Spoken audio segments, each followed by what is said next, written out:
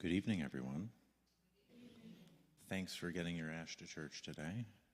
Well, I'm sorry, I had to. I was thinking about it all day. And it was a busy day. It's a busy night. I know we have competing events here, so it's very special that you chose to spend this time here with our Unity friends. These are, of course, extraordinary times.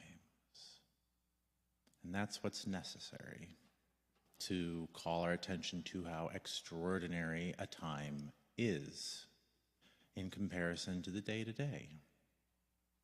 It's why we spend time doing special things with our people, observing festivals and the rhythms of the year.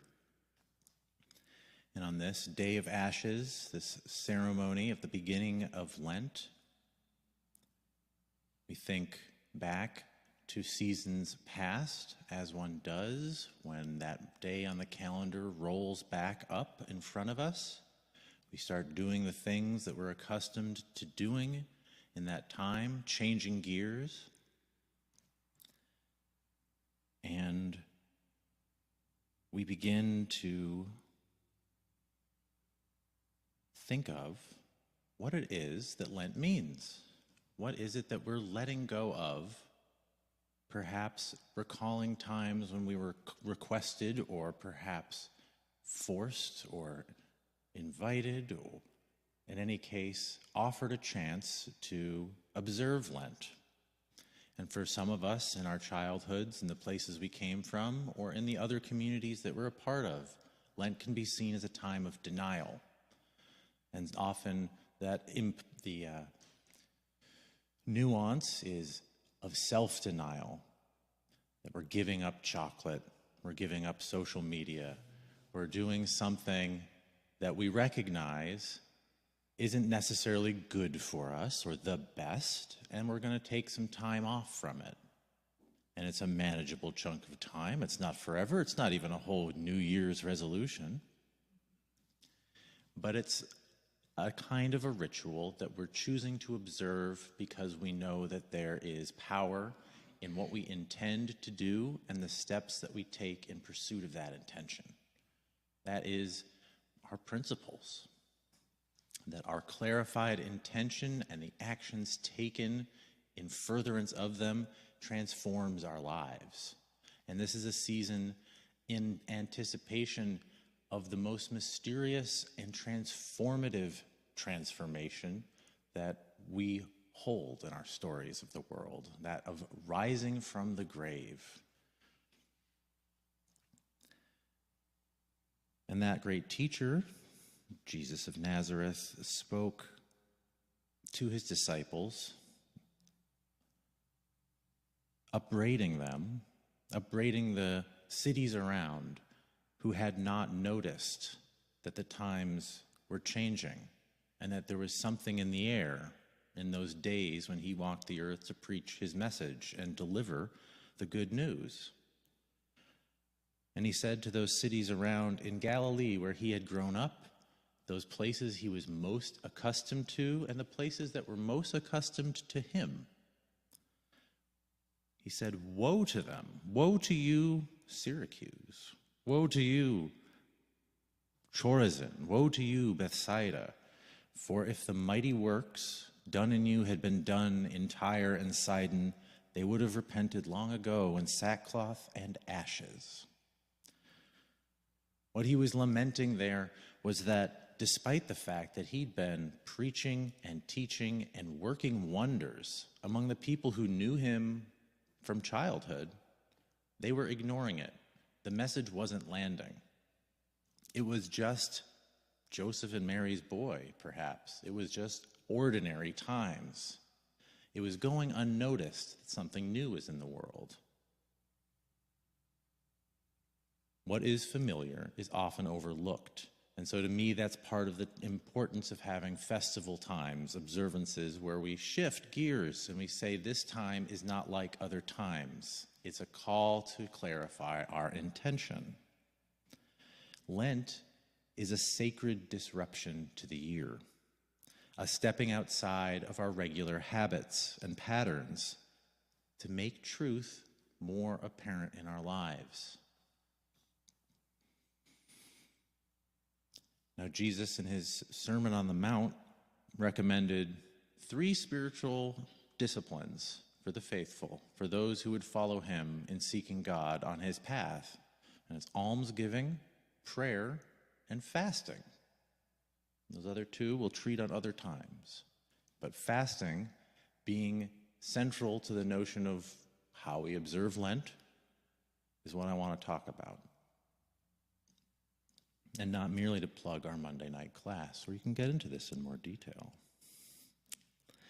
We're already fasting as a practice in our daily lives. Between dinner and break fast, we're abstaining from eating. However long or short that time is, we're letting the body do what the body does without adding anything new to it, without creating more distractions and bringing in outside influences. We're letting the powerful living spirit that manifests as our beautiful, perfect human body do what it's here to do. The spirit of life that animates matter, this dust and ash, carbon, hydrogen, etc., that somehow walks around and thinks these thoughts and meets one another in the world, made of the same stuff. That's the miracle and the inheritance that we have as being created in the image of God. And fasting as a regular aspect of just being an animal is how we allow that power to work in us. And we do it every night. Sometimes we do it with more intentionality, whether that's for a day or several, or for a season. But the notion is baked in that the body is wise and is imbued with the power to heal. And so we're able to overcome, without our own, conscious willed effort, overcome the obstacles that we keep giving to it in order to live a life on earth. And it's able to heal itself. The spiritual in us overcomes the earth that we've taken in as food. By the sweat of your face you shall eat bread, till you return to the ground. For out of it you were taken, for you are dust, and to dust you will return. And for a short season or a long one, we walk around animated by God, the Christ that is manifest in each one of us. That building up and that breaking down are spiritual principles that we become aware of when we turn our attention to this question of fasting. What is it that I do habitually that builds me up? What is it that I do that breaks me down? Or apply that out externally. And both of those are God-given. Sometimes it's necessary to break things down in order to create space. That is the principle of denial in contrapoint to affirmation. And of course, that's just life. Those things are always happening, with our attention on them or not. Lent as a season, if you're reading your Fillmore, you'll be reminded, comes from that word of lengthening, because it's the lengthening of the days, because the earth itself is going through rhythms, with or without our intention. As those days get longer, spring is approaching, and we think perhaps that it's time to do a little spring cleaning. Not that we don't do cleaning every day, or most days, because it's a natural part of life that things become disordered and dirty. And we, because we are conscious and empowered and have certain preferences, and take responsibility for doing that work to clean it up and to make it more beautiful and more useful to ourselves and to those around us. And sometimes when a part of the year rolls around, it's time to do a major operation. And that's one way that you can think of Lent. It's spring cleaning for body and soul. There's plenty of scientific literature out there that's suggesting how effective fasting can be for healing the body. Inadvertently, perhaps, or just the fact is, it acknowledges the unity principle. The body is created perfect and has the power to heal itself. So there's things like diabetes, Alzheimer's, and a host of other metabolic and neurological conditions which can be helped by fasting. Fascinating stuff if you want to get into it, but it affirms the principle that those forces, metabolism, building up and breaking down, are doing what they need to do, and we get in the way of them, and that can cause illness to ourselves. We're not fasting to suffer, much as the overculture or our religious upbringings may have suggested. It's not about dragging ourselves through the dust because we are lowly, but it is because we are children of God that we need to make that care space so that that can be more present for us. We want a clear space for the Spirit to work. And instead of piling up more and more of the mortal, we allow divine presence to emerge in those times. What we're denying is not the self. We're not denying ourselves as children of God, but we're denying those beliefs that things are supposed to be the way they currently are. And if you are thinking of what perhaps you've already landed on it, but if you're thinking of what you're giving up for Lent, you may have had a list, you may have known already, you may have the same one every year. Perhaps what you need to do is let go of those beliefs around that being the important thing.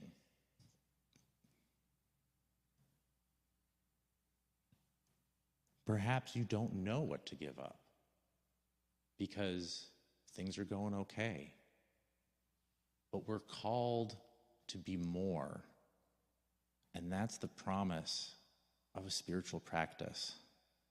And that's the promise of making a little time and choosing to give up something so that you find a hole in your life where perhaps you didn't realize that that was weight-bearing for your personality.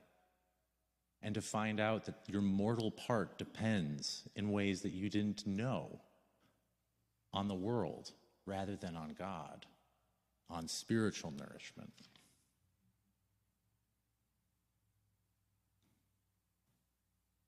And when we look back on religious upbringing and we're interacting with that idea of denying self, shame can be part of it. I certainly have habits I'm not the proudest of when I know that they don't serve my highest good. And maybe that's what I need to be giving up. But I do need to listen to that, to know that there's something in the way between me and the peace and power that I am promised as an inheritor of the kingdom. Then I turned my face to the Lord God, seeking him by prayer and pleas for mercy with fasting and sackcloth and ashes. A little Old Testament for you, because it's well recommended. Our friends across the street, of course, are in the time of Ramadan, a time of fasting. Yom Kippur, among our Jewish friends, is a time of atonement, which also involves giving up food for a little time. It's well recommended across the board, from time in and time out. Maybe as we're struggling with whether or not to give something up, or how am I going to do it, or do I really need to, we can recognize that it's all in time, that there are cycles and seasons, and that it doesn't all happen at once. With a 40-day period, we can set intention and see what happens. On this day of ashes,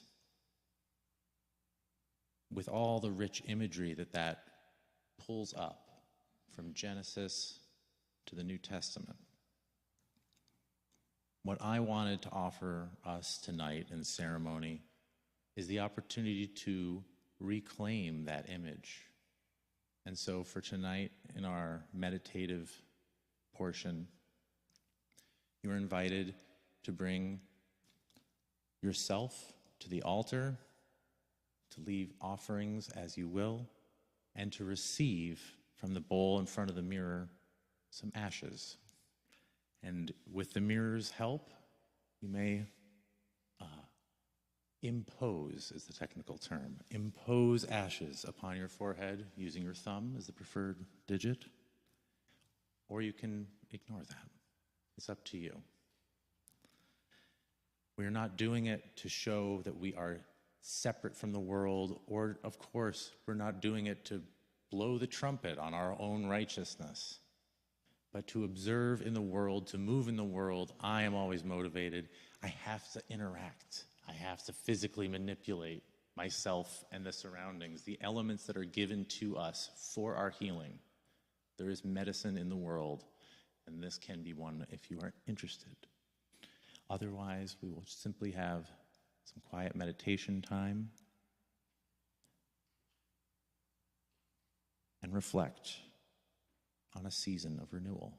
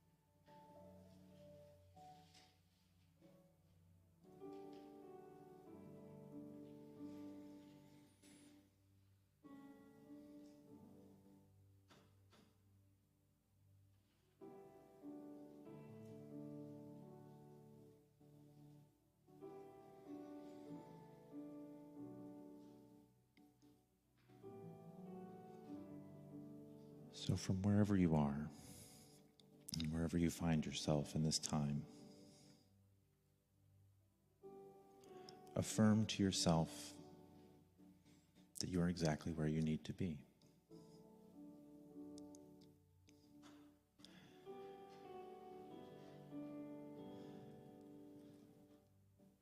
And with the movement of your breath,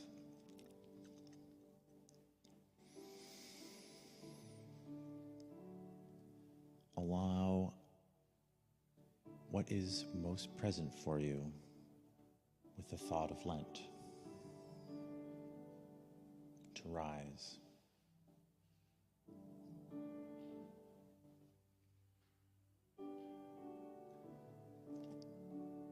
Send gratitude to that thought.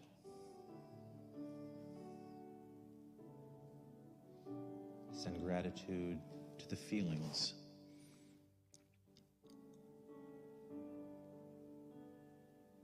If you can find them in your body, send gratitude to that place within you.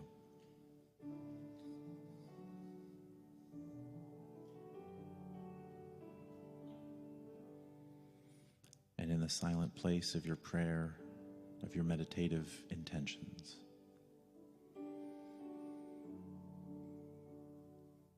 know that the noise is optional. That though it's offered to you, you don't need to accept it. that you can, for a time, fast from that which is not serving you.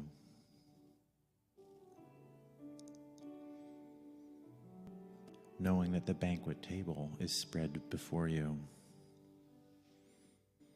by a generous and loving parent within.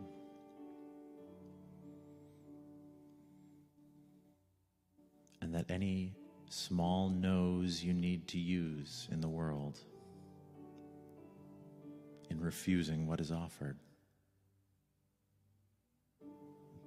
you're backed behind it with the enormous yes that is your divine inheritance.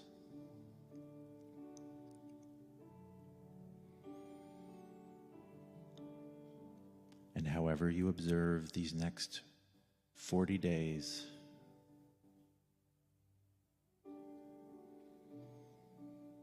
may it reveal for you the fullness of Spirit already present.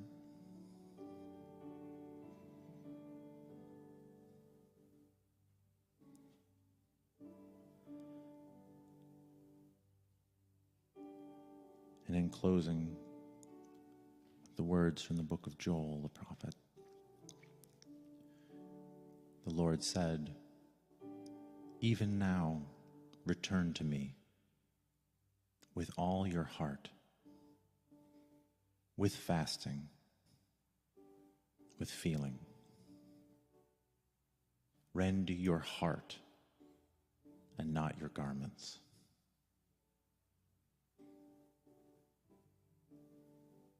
Because what is done outwardly is only as effective as what we do inwardly, which is really what God wants, to be with him, her, them, there.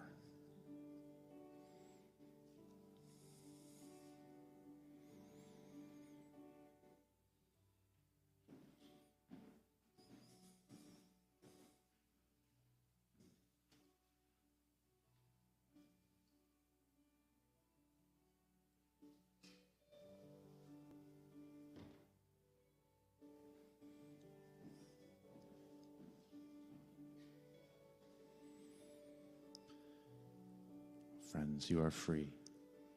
Send forth in the spirit of Lent to find your way, to feast and fast on what serves the Spirit as you grow and unfold.